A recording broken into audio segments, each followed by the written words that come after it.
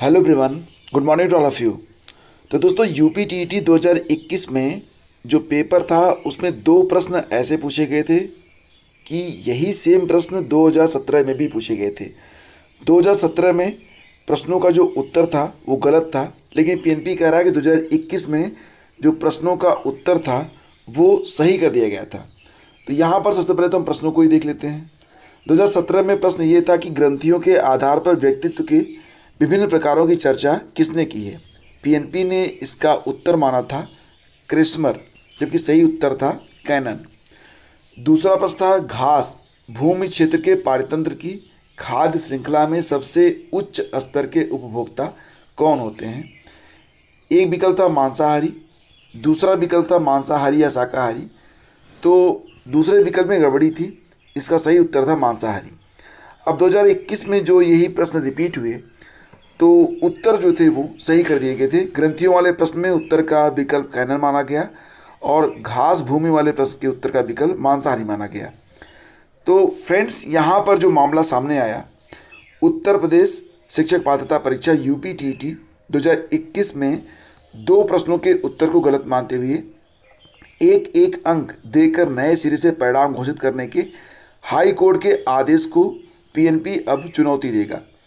विषय विशेषज्ञों ने उत्तर कुंजी में दिए गए उत्तरों को सही ठहराते हुए कोर्ट के आदेश को विधिसंगत नहीं माना है। उन्होंने कहा है ठीक है, सेम क्वेश्चन 2017 में पूछे गए थे जिसमें विकल्प गलत थे, लेकिन 2021 में सेम प्रश्न पूछे गए लेकिन इसका जो उत्तर था वो सही था। तो यहाँ पर दो ग्रेस मार्क देने की कोई आवश्यकता नहीं है। परीक्षा जो थी वो 23 जनवरी 2022 को सभी जनपदों में कराई गई थी। इसके बाद अनंतिम उत्तर कुंजी पर आई आपत्तियों को निस्तारित करते हुए पीएनपी की ओर से 7 अप्रैल को फाइनल आंसर की आई थी और 8 अप्रैल 2022 को रिजल्ट घोषित कर दिया गया था। तो कुछ अभ्यर्थियों ने वर्ष 2017 की यूपी टीईटी के दो प्रश्नों के उत्तर को गलत ठहराते हुए हाई कोर्ट में उसे चुनौती दी थी। कोर्ट ने दोनों उत्तरों को गलत मानते हुए एक एक अंक देने के निर्देश दिए थे। दोनों प्रश्न वर्ष 2021 की यूपी टीईटी में भी पूछे गए थे। तो मामला ये है, यानी कि एक एक अंक देने की बात कही गई थी। तो अब इसको जो है चैलेंज करेगा पीएनपी और ग्रेस मार्क नहीं देगा। ठीक है, फिलहाल ये प्रक्रिया अब आगे जाने वाली है। सीएचएसएल के 3712 पदों पर भर्ती होने वाली है। आवेदन शुरू हो चुके हैं। एसएससी की वेबसाइट पर 7 मई तक अभ्यर्थी आवेदन कर सकते हैं। जो परीक्षा होगी ये जुलाई में होगी। चयन प्रक्रिया टीयर 1 में परीक्षा 1 घंटे की होगी। इसमें अंग्रेजी, सामान्य बुद्धिमत्ता, गणित और सामान्य अध्ययन के 100 प्रश्न पूछे जाएंगे। यह प्रश्न पत्र 200 अंकों का होगा और आधे अंक का इसमें नेगेटिव मार्किंग भी रहेगा। जो अभ्यर्थी सफल होंगे वो टीयर 2 की परीक्षा में बैठेंगे और इसके बाद उनका कौशल परीक्षण करवाया जाएगा। तो फ्रेंड्स, यहाँ पर ध्यान दीजिएगा कि लास्ट डेट जो रहेगी वो 1 महीने तक आवेदन चलेंगे। इसमें ऑनलाइन आवेदन मंगलवार से शुरू हो गया है। 7 मई तक आवेदन किए जा सकते हैं। 8 मई तक शुल्क जमा किया जा सकता है। आवेदन में कोई त्रुटि है, गलती हो जाती है, करेक्शन 10 और 11 मई को किया जा सकेगा। और ऑनलाइन परीक्षा 1 से 11 जुलाई के बीच करवाई जाएगी। सीएचएसएल के अंतर्गत केंद्र सरकार के विभागों में LDC, lower division clerk, junior secretariat assistant यानी कि जेएसए, डाटा एंट्री ऑपरेटर आदि के पदों पर भर्ती होगी। उम्र सीमा 18 से 27 साल। ओबीसी, एससी, एसटी और दिव्यांग अभ्यर्थियों को छूट मिलती है। आवेदन के लिए न्यूनतम योग्यता इंटरमीडिएट होती है। एसएससी की नई वेबसाइट पर ही आवेदन करना होगा। आवेदन शुल्क 100 रुपये है। आवेदन से पहले अभ्यर्थियों को 1 टाइम रजिस्ट्रेशन करना होगा। टीयर 1 परीक्षा 1, 2, 3, 4, 5, 8, 9, 10 और 11 जुलाई को करवाई जाएगी। पिछले वर्ष सीएचएसएल के अंतर्गत 1211 पदों पर भर्ती हुई थी। इस बार पदों की संख्या जो है वो काफ़ी ज़्यादा है पिछले वर्ष की तुलना में। ये हैं 3712 पद। 6 साल की आयु पूरी होने पर ही कक्षा 1 में प्रवेश। तो बेसिक शिक्षा विभाग ने कक्षा 1 में प्रवेश के समय अभ्यर्थियों की जो एज लिमिट है उसको काफ़ी जो है मतलब स्ट्रिक्टली लेने को कहा है। और एक तरीके से देखा जाए तो एडमिशन अब इतना आसान नहीं होगा। इसमें तमाम नियम लगा दिए गए हैं। सबसे बड़ी बात यह होगा कि कक्षा 1 में दाखिला बच्चे की आयु 6 वर्ष होने पर ही मिलेगा। बेसिक शिक्षा विभाग ने इस बार नियम के सख्ती से पालन करने की बात कही है। 6 साल से कम आयु के बच्चों का नामांकन बाल वाटिका में करवाया जाएगा। विभाग ने कहा है कि 1 अप्रैल 2024 को 6 साल की आयु पूरा करने वाले बच्चों को कक्षा 1 में नामांकन किया जाएगा। नामांकन के समय बच्चे का आधार नंबर नहीं है तो उनके अभिभावक का आधार नंबर दर्ज किया जाएगा। यदि माता पिता का आधार नहीं बना है तो नामांकन के 2 सप्ताह के अंदर इसे बनवाना होगा।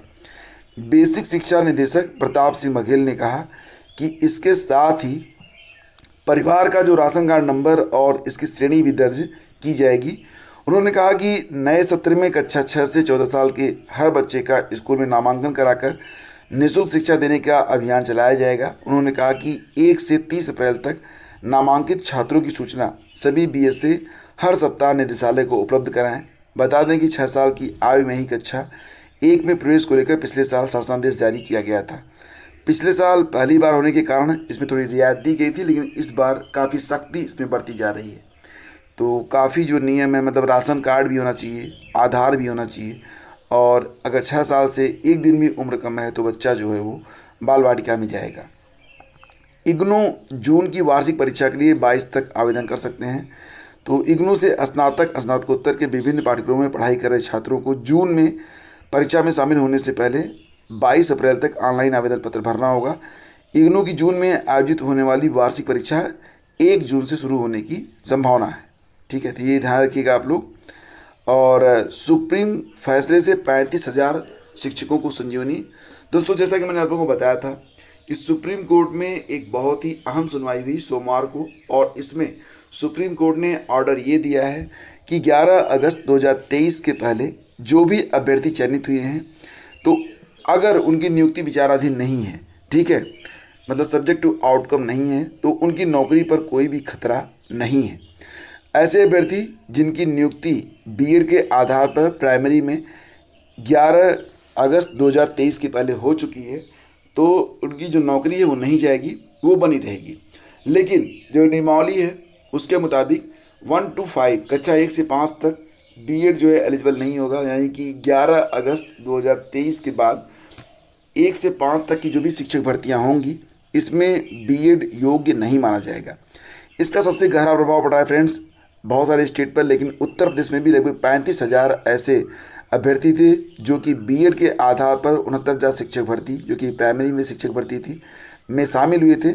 और जब से फैसला आया था तब से उनके सर पर तलवार लटक रही थी, उनका जो चयन था वो खो गया था। फिलहाल इस फैसले से उनको संजीवनी मिल गई है, और निश्चित रूप से अब जो मैटर है उसमें ऐसे अभ्यर्थियों को एक बड़ी राहत मिल गई है। तो फिलहाल यूपी में भी 69,000 शिक्षक भर्ती जो है ये विचाराधीन नहीं थी, सब्जेक्ट टू आउटकम नहीं थी, यानी कि यूपी में बीएड के आधार पर जो अभ्यर्थी नौकरी कर रहे हैं प्राइमरी में, तो उनकी नौकरी नहीं जाएगी।